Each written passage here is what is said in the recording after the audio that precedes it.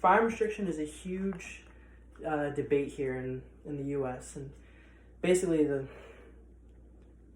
gist of it is that the left wants to take people's guns away and the right want people to keep their guns. But where the debate part comes in is whether taking people's guns away goes against the Second Amendment or not, and whether it's constitutional. But the Founding Fathers couldn't see the future and the world we live in today, and they no possibility that they could have any idea of the kind of guns that we have now, which is why I believe firearm restrictions on things like assault rifles and better background checks for responsible and irresponsible people, I believe that they are constitutional and that we are allowed to take people's guns away to an extent. So today I'm going to talk to you about the problems, causes, and solutions behind firearm restrictions. The first major problem is whether or not, like I said before, taking people's firearms away is constitutional or not. But according to the Washington Post, an article by the Washington Post, February 22nd, 2019, a federal appeal court found that a law in Maryland banning assault rifles was constitutional. And that's not the first time that happened either. That happened 4 times in the past decade, where federal appeal courts have found laws banning assault rifles to be constitutional. And it's also worth noting that a federal appeal court has never found assault rifles to be allowed or permitted in the Second Amendment. Also, another issue revolving firearm restrictions is that the wrong people are getting their hands on firearms and guns in general. According to a PEW article, 1/3 of mass shootings since 1990 were committed by mentally ill people, and that's a huge issue because, I mean, we currently have laws to prevent people from, like, mentally ill people to get their hands on guns, but it's obviously not working very well.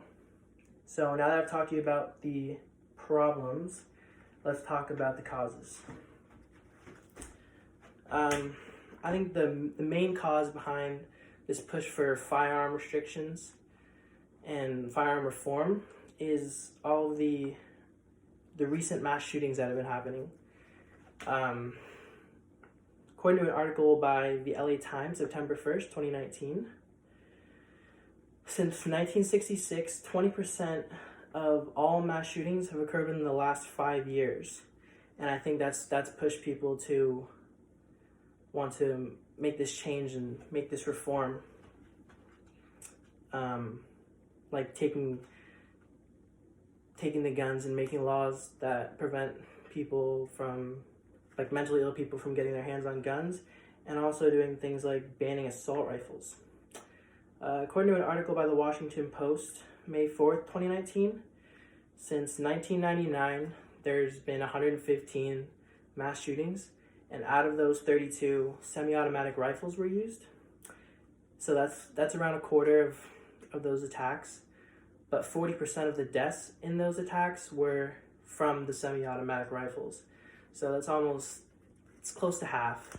So that's an unequivalent proportion, showing that these assault rifles and semi-automatic rifles are more deadly, and even though they're not being used in the majority of the attacks, they're still accounting for a lot of the deaths. And I think people have seen this and they're realizing people shouldn't have the power in their hands to kill that rapidly and that easily.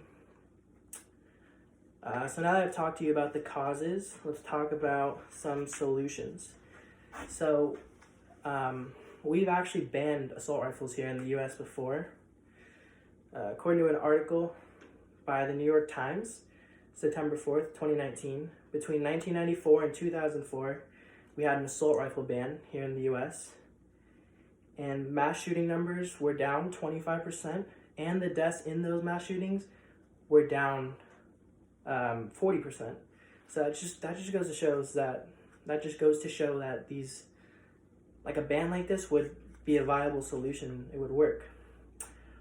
According to another article by NPR, January 26, 2019, there's a lot of loopholes in obtaining a firearm, and for like the government to be able to track who has a firearm and who doesn't and who should be able to.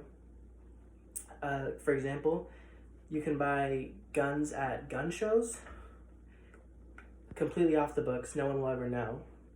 And there's a lot of like private one-on-one sales that happen that no one knows about either. So there's a lot of people here in the United States that have guns that necessarily shouldn't. And that's a big issue. So I think laws that would like fix these loopholes and make it harder for any law would make it harder for the wrong people to get their hands on guns or obtain guns illegally would be beneficial and a viable solution. So now that I've talked to you about the problems, causes, and solutions about, now I've talked to you about the problem, causes, and solutions behind firearm restrictions, and I'll leave you guys with a little fact. So according to, which one is it here? Here we go. According to The Guardian, November 15th, 2019, Americans have the most guns out of anybody in the world.